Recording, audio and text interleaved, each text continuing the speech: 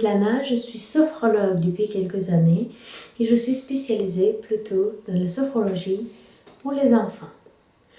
Aujourd'hui, je suis ravie de vous présenter les exercices et rituels que j'ai fait avec mes enfants en arrivant à la maison après la journée de l'école. En sachant que quand votre enfant il quitte le lieu d'habitude, c'est-à-dire de chez lui, il y a un stress continu. C'est-à-dire, voilà, souvent j'entends de chez maman, elle dit « Ah mais à l'école, il est super carré, il écoute tout, mais dès qu'on sort d'école, dès qu'on arrive chez nous, c'est un vrai ouh !» Et vous savez pourquoi? Parce qu'il se relâche. Vous imaginez toute la journée au travail, vous êtes différente. Vous êtes différent ou différente. Vous ne pouvez pas faire des mouvements que vous faites à la maison, des gestes que vous faites à la maison. Vous ne pouvez pas lever les chaussures, mettre les jambes sur la table, c'est pas possible. Donc vous êtes aussi en stress. Donc quand vous êtes arrivé à la maison, vous rigolez, vous parlez fort, peut-être, je ne sais pas, mais vous faites différemment chez vous que par exemple le travail. Votre enfant, c'est encore difficile parce que nous, on a déjà cette... Nous, les adultes, on sait déjà que là, à 5 heures, à la maison, zen. L'enfant, il ne sait pas. Il n'a pas encore cette notion de temps vraiment compris. Si, il sait que le soir, elle rentre chez lui. Mais ce n'est pas encore la même impression qu'un adulte. Donc, votre enfant, quand il part de chez lui, il est vraiment en stress. Tout le temps, tout le temps. C'est pour ça qu'il est sage, parce qu'il a peur de faire des erreurs, il a peur de se faire gronder par personne qui ne connaît pas trop, même si c'est la maîtresse qu'elle connaît 10 ans, mais bon, 2 ans, 3 ans, mais bon. C'est pas vraiment le cas, vraiment d'être chez lui.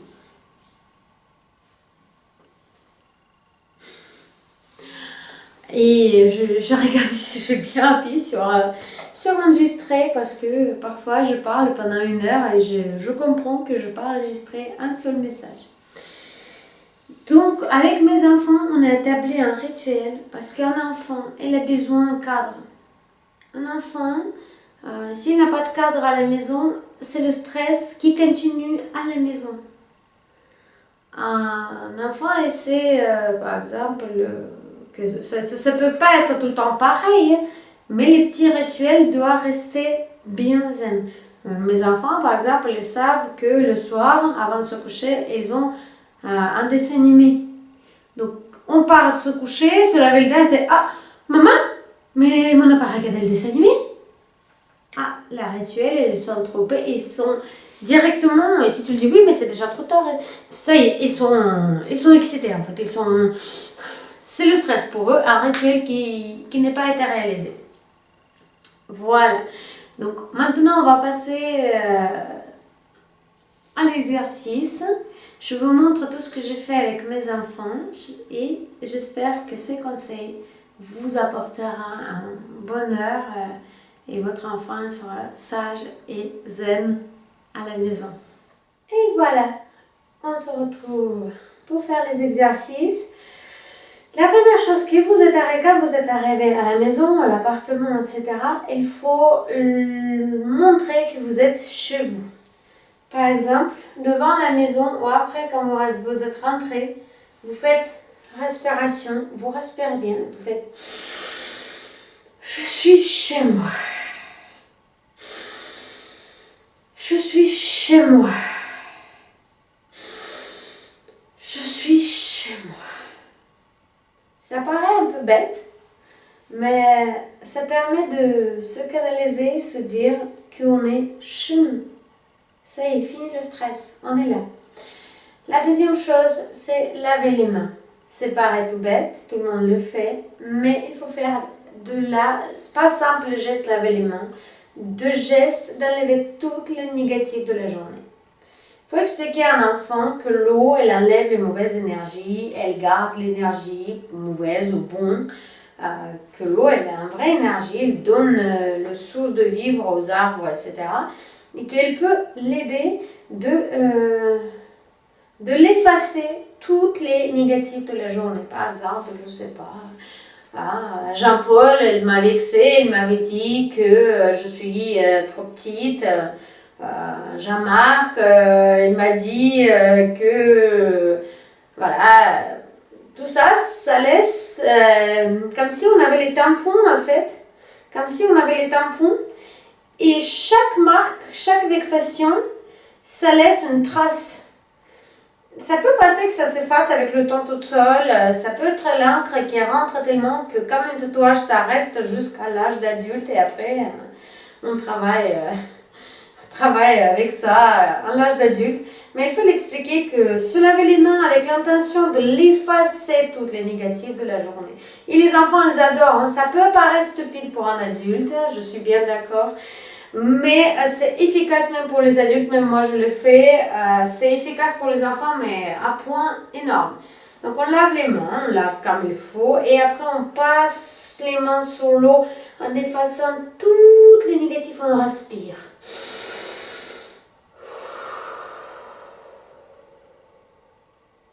Et on peut couper l'eau. Voilà. La troisième chose obligatoire, non pas obligatoire, mais nécessaire, c'est se changer. Changer les vêtements quand on est parti à l'école. Sans parler de hygiène et tout, c'est juste pour se sentir mieux. Parce que, voilà, les vêtements, un petit vêtement, vous pouvez l'acheter, un petit survêt qu'ils mettent à la maison, les jolis pantalons, ou même les choses qu'elle ne peut pas porter à l'école. Je ne comprends pas pourquoi, et en arrivant à la maison, elle ne peut pas mettre une robe de princesse. Elle peut se sentir une princesse, une costume de pirate. S'il a envie, laissez-lui se libérer, laissez-lui se respirer. S'il veut se faire un queue de cheval comme ça, ou mettre les cheveux n'importe comment, c'est là où il peut le faire, chez lui. Où il n'a pas de code, il n'a pas d'obligation, il n'a rien et qu'il peut sentir bien. S'il veut, je ne sais pas moi, mettre les collants et par-dessus mettre les shorts d'été ou le maillot de bain, qu'il met le maillot de bain à la maison, on n'a pas cette limite de vestimentaire, c'est ça, oui, vestimentaire. Donc on peut laisser vivre, on peut laisser choisir, on peut laisser souffler. Voilà.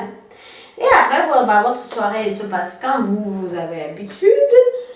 Et avant de se coucher, il y a un rituel. Ça s'appelle le nettoyage de mon corps. Mais à l'intérieur. On imagine que notre corps, c'est une grande maison. Il y a la tête, il y a une salle, il y a la télé, nos yeux, c'est la télé, ou c'est l'enfant qui choisit en fait. Ils imaginent leur maison. Leur corps, c'est la maison. Laissez-lui se regarder. S'il veut que le lit sera ici, ou là. Ne dites pas non, dans la tête, les yeux, c'est la télé. Parce qu'au début de ma carrière de sophrologue, c'est tout ce que j'ai fait les erreurs avec ma fille. Je dis, non, il faut imaginer un truc. Non, il faut qu'elle imagine elle-même. C'est ça la sophrologie. Elle se laisse guider par elle-même.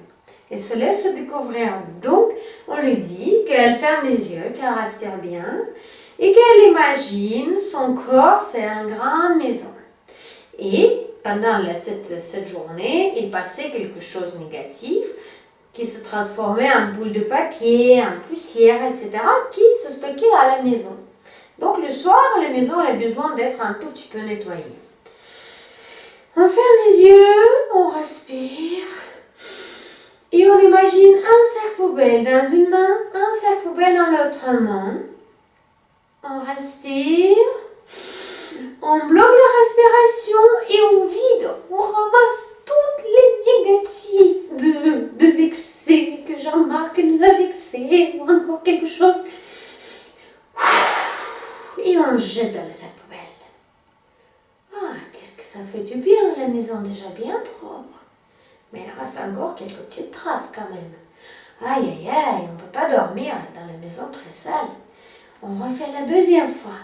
On respire. On bloque notre respiration et on continue de vider notre sac. On vide notre maison. Ah, ça fait du bien. Et Et là, tu fais la tour de toute ta maison en regardant si elle ne reste pas quelque chose. Un boule de vexation. Je sais pas, une déception. Ou quelque chose qui t'a mis en mauvaise humeur aujourd'hui. T'as trouvé? Bah, si t'as trouvé, tu fais à ton propre rythme. D'accord? Tu fais comme tu veux. Allez. Qu'est-ce que ça fait du bien, la maison propre? On est que du bonheur. On peut ouvrir les yeux et on est déjà bien. Ouh. Ça fait presque envie de voler, tellement c'est propre et c'est léger. Et voilà, le deuxième exercice, c'est il faut se remplir de l'oxygène, de l'air frais pour s'aérer, pour avoir les mauvaises pensées qui s'envolent, etc. Pour ça, c'est un exercice qui est très simple, c'est l'exercice de fenêtre. Il faut aérer les maisons qui sont propres. Donc là, on souffle, on sort toutes les négatives dehors et on en fait que de positif. On se remplit le positif.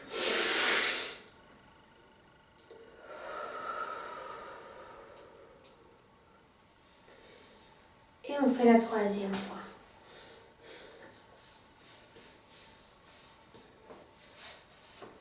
Et on fait encore une fois.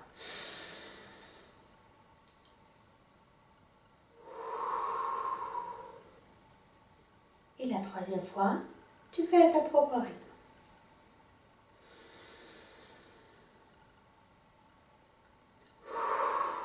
Et voilà. Et là, on va créer avant de se coucher, on va créer une bulle de protection. On va respirer, bloquer la respiration et faire le geste comme ça, comme si on avait fait un rond. On crée une bulle. Une bulle qui nous protège. Allez, on refait, on commence. On respire. On bloque notre respiration, on ferme les yeux, on imagine qu'on est en train de créer une bulle de protection.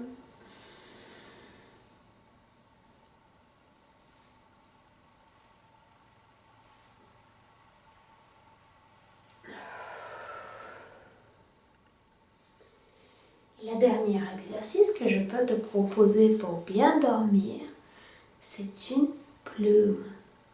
Tu t'allonges sur ton lit, tu fermes les yeux et tu imagines une plume qui vole au-dessus de toi. Imagine bien cette plume. Il faut qu'elle se rapproche de ton nez. Tu respires très fort. Elle est sur ton nez et il faut qu'elle s'envole plus haut possible. Et tu souffles avec la bouche.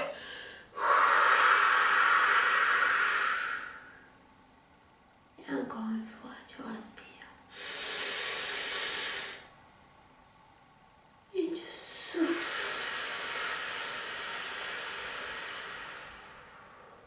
Tu respires. Tu souffles. Comme ça plusieurs fois. Joue avec ta plume, elle te rapportera des beaux rêves, une nuit paisible. Et demain, tu te réveilleras très très très bien. À demain.